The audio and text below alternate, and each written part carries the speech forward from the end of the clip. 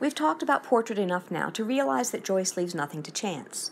It shouldn't surprise us, then, to learn that the basic structure of the book is not just a mechanism for conveying its contents, but is instead integrally connected to its thematics.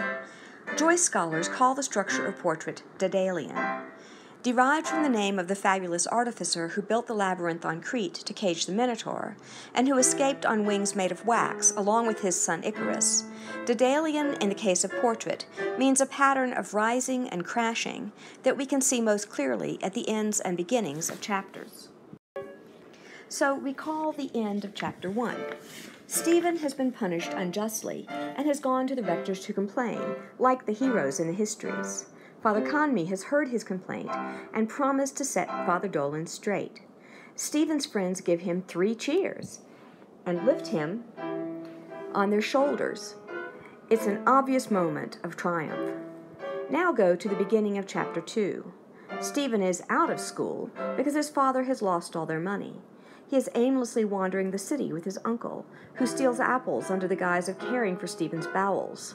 Stephen's father runs into Father Conmee, now at Belvedere, and talks him into taking Stephen as his brother as scholarship students. He comes home to tell the story of how the priests all laughed at Stephen's demand that Father Dolan leave him alone. Stephen's big triumph here is revealed as a humiliation. He thought he was flying high, but really he was just melting his wings, preparing to crash into the sea. At the end of Chapter 2, Stephen has his first sexual experience with a prostitute. He had thought that having sex would fix all his problems, make him a man of the world, no longer afraid and powerless. And sure enough, at the end of the chapter, we get incredibly luxurious language as he allows his body to feel the sensual pleasures of sex. At the beginning of Chapter 3, Stephen is thinking of food. It's not pretty or elegant or charming.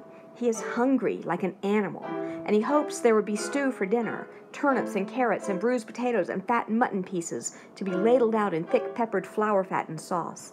Stuff it into you, his belly counseled him. The product of feeding the body sensual pleasures has been to turn Stephen into all sensual pleasure. He can't think about school anymore because he is thinking about his body. At the end of Chapter 3, we have another moment of transcendent joy as Stephen confesses his sins. At last, the ciborium had come to him as he takes communion in church. But at the beginning of Chapter 4, the religious peace and joy he had felt on the previous page has been turned into rituals prescribed by rule. It's empty religious posturing and ultimately useless to him because the rituals don't prevent him from feeling short-tempered. He hasn't become more holy, just more ritualistic. At the end of Chapter 4, another high moment as Stephen sees the bird girl. Combining his aesthetic notions with motifs from his religious life, the bird girl represents for Stephen a muse or a new Virgin Mary who will support him in his artistic endeavors. The world is his oyster. At the beginning of Chapter 5, Stephen is not the kind of artist who creates anything, but the kind of artist who talks about what he's going to create and what his principles are. He can talk the ear off the Dean of Studies as he lights the fire, the most sophisticated aesthetic theories a 1904 college student could utter, but he isn't doing anything with his life. In fact, he slept through the first half of the school day. At the end of Chapter 5, Stephen is leaving for France to become a real artist at last. What do you think will happen to him?